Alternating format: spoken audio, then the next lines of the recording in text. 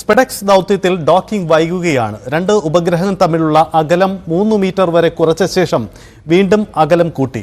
ലഭ്യമായ വിവരങ്ങൾ വിശദമായി വിലയിരുത്തിയ ശേഷം ഡോക്കിംഗ് നടക്കുമെന്ന് ISRO അറിയിച്ചു. VR കാർത്തിക് വിശദാംശങ്ങളുമായി ചേരുന്നു. കാർത്തിക്, എന്താണ് വിശദാംശങ്ങൾ? ISRO നൽകുന്ന വിശദീകരണം എങ്ങനെയാണ്? സജിത്ത്, ബഹിരാകാശ രംഗത്ത് ഇന്ത്യയുടെ സുപ്രധാന നാഴികക്കല്ലാകും എന്ന് പ്രതീക്ഷിച്ചിരിക്കുന്ന സ്പേഡെക്സ് ദൗത്യത്തിന്റെ ഡോക്കിംഗ് ഇന്ന് നടക്കും എന്നാണ് പ്രതീക്ഷിച്ചിരുന്നത്. പക്ഷേ അവസാന നിമിഷം ഡോക്കിംഗ് ഉപേക്ഷിക്കുകയായിരുന്നു എന്ന് ഇപ്പോൾ ലഭ്യമാകുന്ന വിവരമനുസരിച്ച് മനസ്സിലാകുന്നു.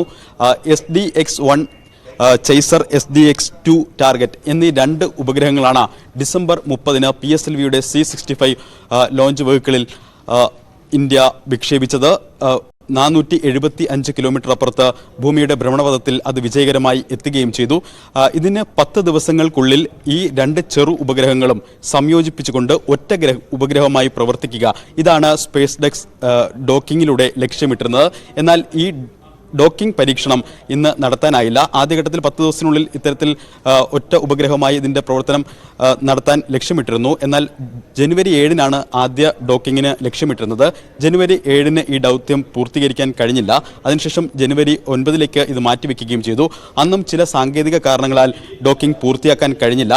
അതിനുശേഷമാണ് ഇത്തരത്തിൽ ഇന്ന് ISRO നൽകുന്ന വിശദീകരണം അനുസരിച്ച് ഒരു ട്രയൽ എക്സ്പെരിമെന്റ് ആണ് എന്നാണ് ISRO വിശദീകരിക്കുന്നത്. പക്ഷേ അതിനപ്പുറത്തേക്ക് ഇരു ഉപഗ്രഹങ്ങളും തമ്മിലുള്ള ദൂരം ഘട്ടം ഘട്ടമായി കുറച്ചു കൊണ്ടുവരുന്ന പ്രക്രിയയുടെ ഏറ്റവും നിർണായകമായ ഘട്ടമാണ് ഇന്ന് രാവിലെ കടന്നുപോയത്. ഡിസംബർ 20-ന് ഈ ഇരു ഉപഗ്രഹങ്ങളും വിക്ഷേപിക്കുമ്പോൾ ഈ ഇരു ഉപഗ്രഹങ്ങളും തമ്മിലുള്ള ദൂരം 20 കിലോമീറ്റർ ആയിരുന്നു. ഘട്ടം ഘട്ടമായി ഈ രണ്ട് ഉപഗ്രഹങ്ങളുടെ ദൂരം കുറച്ചു. ഏറ്റവും ഒടുവിൽ 15 മീറ്ററിൽ നിന്ന് 3 മീറ്റർ അകലത്തിലേക്ക് ഇരു ഉപഗ്രഹങ്ങളും എത്തിക്കാൻ വരെ കഴിഞ്ഞു. അതിനുശേഷമാണ് അവസാന കമാൻഡ് പക്ഷേ ഇസ്ട്രാക്കിൽ നിന്ന് നൽകിയില്ല. അതിൻ്റെ കാരണം എന്ത് എന്ന് ISRO ഇതുവരെ ഔദ്യോഗികമായി വ്യക്തമാക്കിയിട്ടില്ല. പക്ഷേ അപ്പോഴും 3 മീറ്റർ അകലത്തിൽ ഇരു ഉപഗ്രഹങ്ങളെയും എത്തിക്കാൻ കഴിഞ്ഞു എന്നത് ശുഭപ്രതീക്ഷ നൽകുന്ന കാര്യമാണ്. പ്രത്യേകിച്ച് സ്പേഡെക്സിലെ ഡോക്കിംഗ് ദൗത്യം പൂർത്തിയായാൽ അത് ഇന്ത്യയുടെ പല സ്വപ്നങ്ങൾക്കും സാക്ഷാത്കരിക്കാൻ ആ ഡോക്കിംഗ് പൂർത്തിയാകേണ്ടത് നിർണായകമാണ്. കാരണം ബഹിരാകാശത്ത് സ്വന്തം നിലയിൽ ഒരു സ്റ്റേഷൻ, അതോടൊപ്പം തന്നെ ചാന്ദ്രയാൻ 4 ദൗത്യം, മനുഷ്യനെ ബഹിരാകാശത്ത് എത്തിക്കുന്ന ഗഗൻയാൻ, ഇതടക്കമുള്ള കാര്യങ്ങളിൽ ഈ സ്പേഡെക്സ് ഡോക്കിംഗ് ദൗത്യം ഏറെ വിജയകരമായി പൂർത്തിയാക്കേണ്ടത് ഏറെ നിർണായകമാണ്. പക്ഷേ അവസാന നിമിഷം ഈ കമാൻഡ് ഉണ്ടായില്ല. എന്തായാലും വരും മണിക്കൂറുകളിൽ ഈ ദൗത്യം തുടരുമോ എന്നതടക്കമുള്ള കാര്യങ്ങളിൽ ഔദ്യോഗിക വിശദീകരണം വരേണ്ടതുണ്ട്.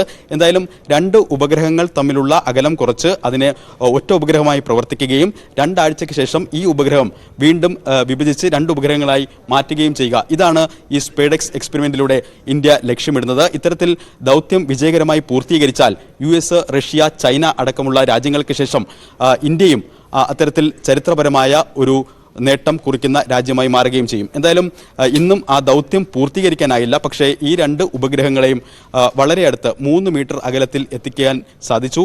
പിന്നീട് അതിൻ്റെ വ്യക്തമായ കാരണങ്ങൾ ISRO പറയുന്നില്ലെങ്കിൽ കൂടിയും സുരക്ഷിതമായ അകലത്തിലേക്ക് ഈ രണ്ട് ചെറു ഉപഗ്രഹങ്ങളെയും മാറ്റുകയാണ് ഉണ്ടായത്.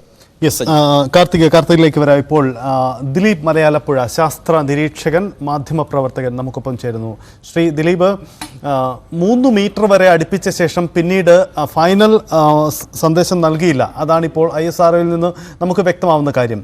നമ്മുടെ പ്രതീക്ഷിച്ച കാര്യങ്ങളിൽ എന്തെങ്കിലും വെല്ലുവിളി നേരിട്ടത് കൊണ്ടാണോ, അതല്ലെങ്കിൽ അതൊരു സ്വാഭാവിക നടപടിക്രമമാണോ? എന്താണ് താങ്കൾ മനസ്സിലാക്കിയത്? ശാസ്ത്രം പരീക്ഷണങ്ങളിലൂടെയാണ് നമ്മൾ ഈ ശാസ്ത്ര നിരീക്ഷണങ്ങളും പരീക്ഷണങ്ങളിലൂടെയാണ് നമ്മൾ ഈ ശാസ്ത്രം വളരുന്നതും സാങ്കേതികവിദ്യ വളരുന്നതും. അപ്പൊ ഇതൊരു നിർണായകമായ ഒരു ഘട്ടമാണ്.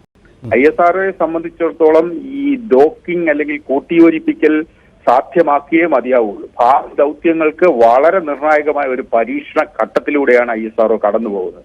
കഴിഞ്ഞ 2-3 ദിവസങ്ങളിലായിട്ടുണ്ടായിരുന്ന ആശങ്ക മാറിയിട്ടുണ്ട്. കാരണം ഈ വേഗത ത്രസ്റ്ററിൽ നിന്നുള്ള ജ്വലനം, ആ ജ്വലനത്തിൽ എന്തോ ചെറിയ അപാകത വന്നതിന്റെ അടിസ്ഥാനത്തിൽ ഇതിന്റെ ഒരു ഉപഗ്രഹം പാത തിരിഞ്ഞുപോയി. ആ പാത തിരിച്ചു പിടിക്കാനും കഴിഞ്ഞ ദിവസം ഇന്നലെ കൊണ്ട് ആ പാത തിരിച്ചു പിടിച്ച് നേരെ കൊണ്ടുവന്ന് രണ്ട് ഉപഗ്രഹങ്ങളെ ഒരേ പാതയിലേക്ക് എത്തിക്കാൻ ISROയ്ക്ക് കഴിഞ്ഞിട്ടുണ്ട്. അതൊരു വിജയം തന്നെയാണ്. അപ്പോ ഇനിയും ഇന്ന് രാവിലെ മുതലാണ് ഡോക്കിങ്ങിനുള്ള തുടക്കം കുറിച്ചത്. രാവിലെ 7 മണിയോടുകൂടി അതിന്റെ ഒരു വെളുപ്പിനെ 3 മണിയോടുകൂടി ഏതാണ്ട് 210 മീറ്റർ എടുത്തു. അതിനുശേഷം ഒരു 18 മീറ്ററിലേക്ക് കൊണ്ടുവന്നു. അതിനുശേഷം ഒരു 3 മീറ്ററിലേക്ക് കൊണ്ടുവന്നു. 3 മീറ്ററിൽ നിന്ന് ആ വേഗത എന്ന് പറയുന്നത് ഏതാണ്ട് സെക്കൻഡിൽ 11 മില്ലിമീറ്റർ വേഗതയാണ്. നമ്മുടെ ആ വേഗതയുടെ ഒരു വളരെ വളരെ മൈന്യൂട്ടായ ഒരു വേഗതയാണ്. ആ വേഗത നിയന്ത്രിച്ച് നിർത്തി പിന്നെ ഉപഗ്രഹവുമായുള്ള 2 ഉപഗ്രഹങ്ങളെ കൂട്ടിയോജിപ്പിക്കാനുള്ള പ്രവർത്തനമാണ് ISRO നടത്തിയത്. എന്നാൽ ആ 3 മീറ്ററിന് അടുത്തെത്തി ഡോക്കിംഗ് ലേക്ക് പ്രവേശിക്കുന്ന സമയത്ത് എന്തോ ഒരു നേരിയ അനോമലി കണ്ടതിനെ തുടർന്നാണ് തിരിച്ച് പിന്നെ ഉപഗ്രഹത്തെ മാറ്റിയിരിക്കുന്നത്. ഇപ്പൊ ഒരു 15 മീറ്റർ അകലത്തിലേക്ക് മാറ്റി അവിടെ സ്ഥിരമായി നിർത്താൻ ISROയ്ക്ക് കഴിഞ്ഞിട്ടുണ്ട്. അപ്പോൾ ഇത് ചെറിയ അനോമലിയാണെന്നാണ് അറിയാൻ കഴിഞ്ഞത്. ഈ അനോമലി പരിഹരിച്ച് ചിലപ്പോൾ ഇന്ന് വൈകുന്നേരം 4 മണിക്ക് കൂടി ഒരു അവസരം കൂടി അവർ പരിശോധിക്കും, അല്ലെങ്കിൽ നാളത്തേക്ക് അത് മാറ്റാനുള്ള സാധ്യത. എന്തായാലും ISROയിൽ നിന്നുള്ള സ്ഥിരീകരണം വരാനിരിക്കുന്നതേ ഉള്ളൂ. എന്തായാലും ഭാവി ദൗത്യങ്ങൾക്ക് വളരെ നിർണായകമായ ഒരു പരീക്ഷണത്തിലേക്കാണ് ISRO എത്തിയിരിക്കുന്നത്. അതിലെ ഒരു പ്രാഥമിക വിജയം ISRO നേടിയെന്ന് തന്നെ നമ്മൾ കാണണം. യഥാർത്ഥത്തിൽ വഴിതിരിഞ്ഞു പോയ ഉപഗ്രഹത്തെ നേരെ പിടിച്ചുകൊണ്ടുവന്ന് പിന്നെ ആ 2 ഇരട്ട ഉപഗ്രഹങ്ങളെ തമ്മിൽ 3 മീറ്റർ അകലത്തിൽ എത്തിക്കാൻ കഴിഞ്ഞിട്ടുണ്ട്.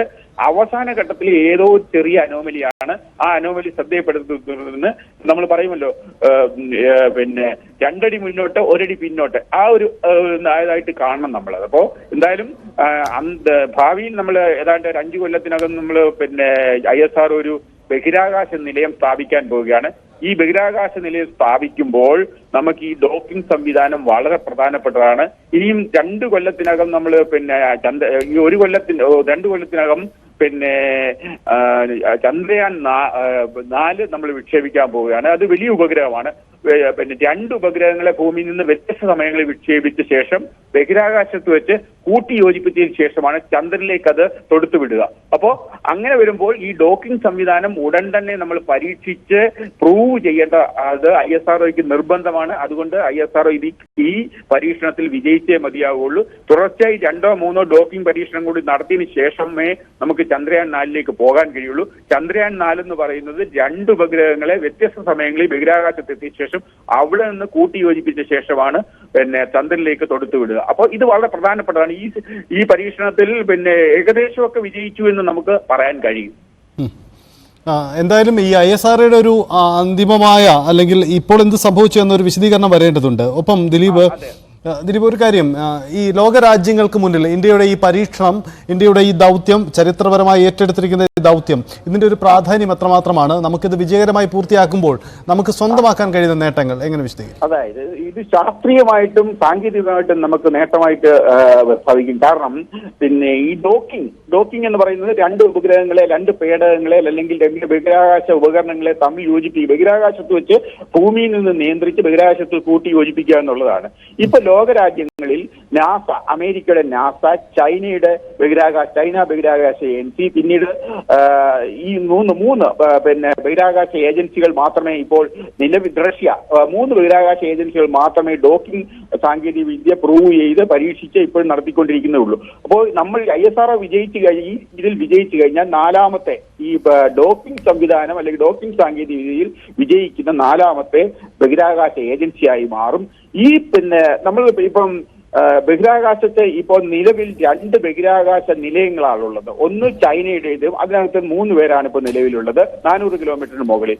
മറ്റേത് നാസയുടെ അന്താരാഷ്ട്ര ബഹിരാകാശം, അതിൽ 7 സുനിത വില്യംസ് അടക്കം 7 പേര് ഇപ്പോൾ നിലവിൽ 400 കിലോമീറ്ററിന് മുകളിൽ അവർ പോകുന്നുണ്ട്. ഈ അന്താരാഷ്ട്ര ബഹിരാകാശ നിലയങ്ങളിലേക്ക് സാധനങ്ങൾ എത്തിക്കുന്നതിനും അവർക്കുള്ള ഭക്ഷണ സാധനങ്ങൾ എത്തിക്കുന്നതിനും അതുപോലെ തന്നെ ബഹിരാകാശ നിലയം നിർമ്മിക്കുന്നതിനുള്ള പിന്നെ ഉപകരണങ്ങളും പേടകങ്ങളും എത്തിക്കുന്നത് ഇത്തരം ഡോക്കിംഗ് സംവിധാനങ്ങൾ വഴിയാണ്. ഈ ഡോക്കിംഗ് നാസയുടെ ബഹിരാകാശ നിലയം മണിക്കൂറിൽ 36,000 കിലോമീറ്റർ വേഗത്തിലാണ് ബഹിരാകാശത്തോട് സഞ്ചരിക്കുന്നത്.